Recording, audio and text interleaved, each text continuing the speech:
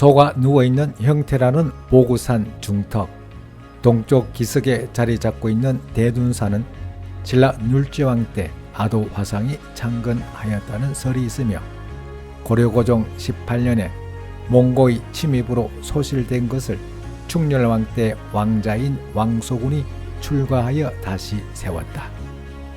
1606년 사명대사가 중수하여 승군이 주둔하였으며 소속 암자가 10여 개나 되었다고 한다.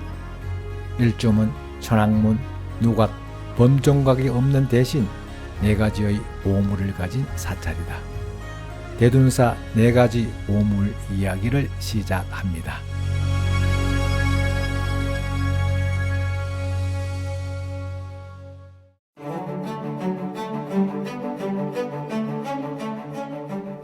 보구산 동쪽 기슭에 자리 잡은 이 사찰은 경내에 줍을 지닌 대웅전을 비롯하여 명부전, 응진전, 삼성각, 선불장, 요사체 2동이 있다.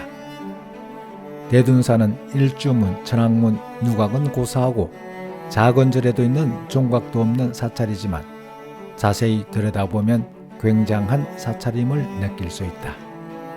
절에 들어서면 길쭉한 모양의 쇠종이 눈에 먼저 들어온다. 종무소나 요사체 건물인 듯한데 건축이 아주 독창적이다. 특히 모든 문에 만자를 넣었지만 복잡하거나 거슬리지 않는 조화가 대단하다. 이 절집이 품은 문화재 가운데 국가 지정 문화재인 보물이 4점이나 된다는 점에서 대둔사가 조그만 절이라는 생각을 멈추게 한다.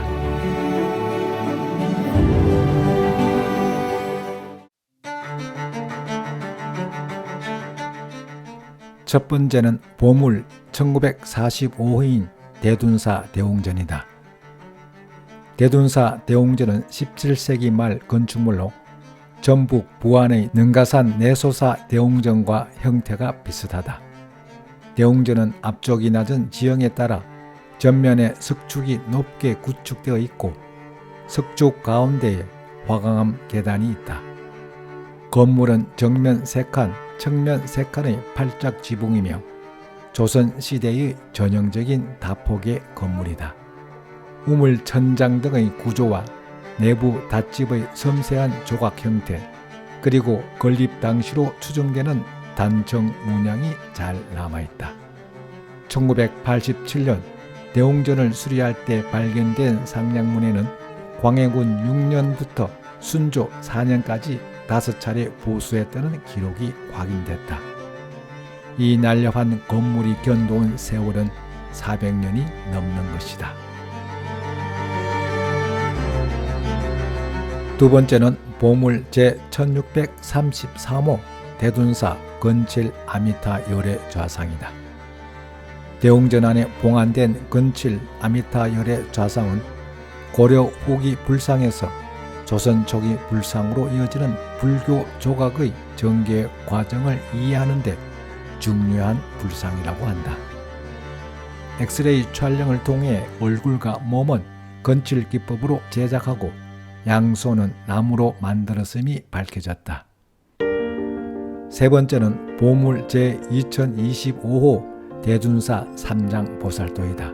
대웅전 아미타 열애좌상 오른쪽 벽에 걸린 이 그림은 훼손이 심각하여 훼손을 예방하고 보호하기 위해 보존 처리를 진행하고 있어 복제품이 전시되고 있다. 안타깝지만 진품은 볼 수 없었다. 네 번째는 보물 제2117호 대둔사 경장이다. 구미 대둔사 경장은 경전을 보관하는 함이다.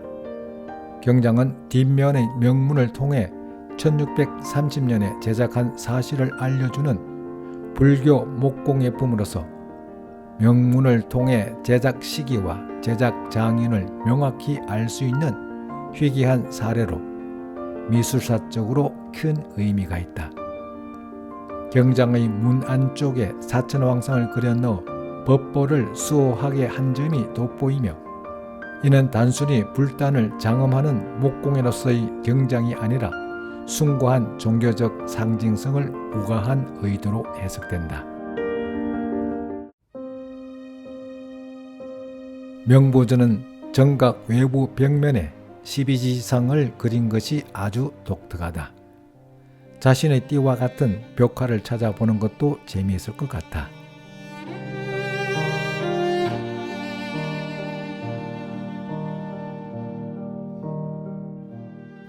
명보전에는 지장보살과 시황상을 모신 정각이다.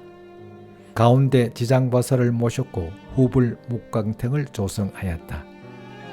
명보전에는 두 개의 업경대가 놓여 있는데, 업경대란 명보계에 도착한 영가의 첫 심리를 맡은 왕 앞에는 업경대라는 거울이 놓여 있는데, 이것은 망자가 전생 동안 행했던 일들을 영상으로 보여주는 블랙버스다. 이제까지 살아온 흔적이 업이라면 그것을 비춰주는 거울이 업경이다. 이 업경들을 보면서 과거를 돌아보고 더 이상 죄를 짓지 않겠다는 다짐을 하게 하는 것도 좋은 의미일 것이다.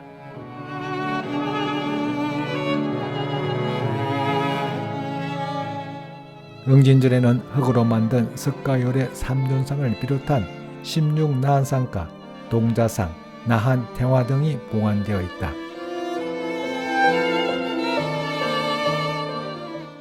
부처님의 얼굴이 가늘고 길게 묘사되어 보통의 불상과 달리 낯설어 보인다. 우측 부처님은 가운데 부처님과 얼굴이 많이 닮았다.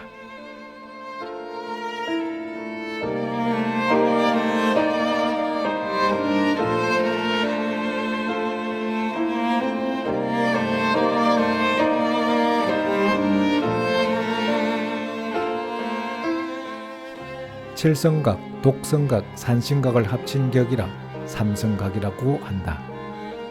칠성광열에 나반존자 산신을 모셨다. 삼성각의 불화드는 조선시대에 그려진 것으로 보인다. 정각의 건축, 내부의 불상, 그리고 내외부의 불화들이 좋은 사찰이다. 자세히 보면 보물 아닌 것이 없다. 오래된 것은 시간을 품고 있기에 소중하고, 새롭게 태어나는 것은 무한한 가능성이 있기에 소중하다. 보물이 4점이나 있는 흔치 않는 절집인데 텅 빈 듯한 사찰이 어쩐지 쓸쓸하고 허전하다. 문화재의 역사적 가치와 예술적 가치를 알게 되고 산사에서 느끼는 고즈넉함 속에 마음 또한 힐링되는 시간이다.